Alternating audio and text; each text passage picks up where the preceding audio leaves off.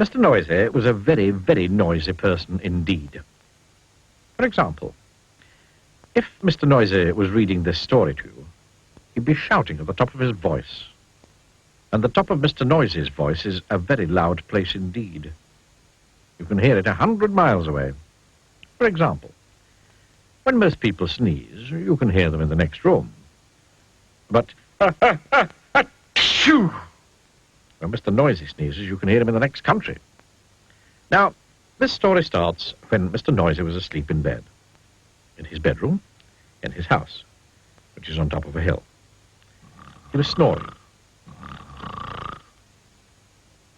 And as you can well imagine, when Mr. Noisy snores, that is a snore worth hearing. It sounds more like a herd of elephants than a snore. Then Mr. Noisy's alarm clock went off. Mr. Noisy's alarm clock sounds like no other alarm clock in the world. Sounds more like a fire engine. Mr. Noisy woke up. And so, too, did all the people who lived in Wobbletown, which is at the bottom of Mr. Noisy's hill. Later that day, Mr. Noisy decided that he had to go shopping. He went out of his house, shutting the door behind him. The door wobbled. The house wobbled. The whole hill wobbled. Wobbletown wobbled. Even a bird flying high wobbled. Then Mr. Noisy walked down the hill. He walked into the baker's shop. I'd like a loaf of bread, boomed Mr. Noisy to Mrs. Crumb, the baker's wife. Mrs. Crumb trembled and sold him a loaf. Then Mr. Noisy walked along the street to the butcher. He walked into the butcher's shop. I'd like a piece of meat, boomed Mr. Noisy to Mr. Bacon, the butcher. Mr. Bacon trembled and sold him some meat. Afterwards, Mrs. Crumb met Mr. Bacon in the street.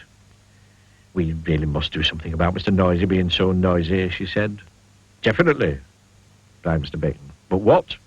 "I know," said Mrs. Crumb. And she whispered into Mr. Bacon's ear. Mr. Bacon smiled a small smile, which grew into a broad grin. "Mrs. Crumb," he said, "I think you've got the answer." The following day, Mr. Noisy again went shopping down to Wobbletown.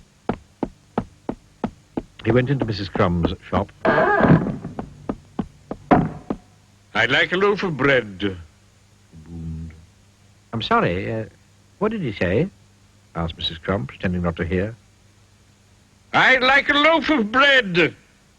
Noisy shouted. "Oh, I'm sorry," said Mrs. Crumb, putting her hand to her ear. Could you speak up a bit, please?" I'd like a loaf of bread, roared Mr. Noisy. "I can't hear you," replied Mrs. Crumb. Mr. Noisy gave up and went out. Mr. Noisy went into Mr. Bacon's shop. I'd like a piece of meat, He boomed. Mr. Bacon pretended not to notice. I'd like a piece of meat, Mr. Noisy shouted. "Did you say something?" asked Mr. Bacon. I said I'd like a piece of meat, roared Mr. Noisy. "Beg your pardon?" said Mr. Bacon. Mr. Noisy gave up and went out and went home and went to bed, hungry. The day after, Mr. Noisy tried again. He went into Mrs. Crumb's shop. I'd like a loaf of bread, Boom. "A what?" asked Mrs. Crumb. Mr. Noisy started shouting at the very top of his voice. a loaf of... Then he stopped. Then he thought. Then he said quietly, "I'd like a loaf of bread, please, Mrs. Crumb." Mrs. Crumb smiled. "Certainly," she said. Then Mr. Noisy went into Mr. Bacon's shop. I'd like a piece of meat, He boomed. "Did you say something?" asked Mr. Bacon. Yes, I did. Shouted Mr. Noisy at the very, very top of his voice. like a... And he stopped. And then he thought. And then he said quietly, "I'd like a piece of meat, please, Mr. Bacon." Mr. Bacon smiled. "My pleasure," he said.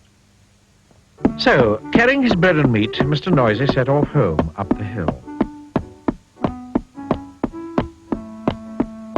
And then he stopped. Then he thought. And then do you know what he did? He tiptoed. A tiptoe was something that Mr. Noisy had never tried before. It was fun. And you know something? From then until now, Mr. Noisy isn't anything like as noisy as he used to be. And do you know something else? The people of Wobbletown are delighted, especially Mrs. Crumb and Mr. Bacon. And do you know something else? Mr. Noisy has learned how to whisper.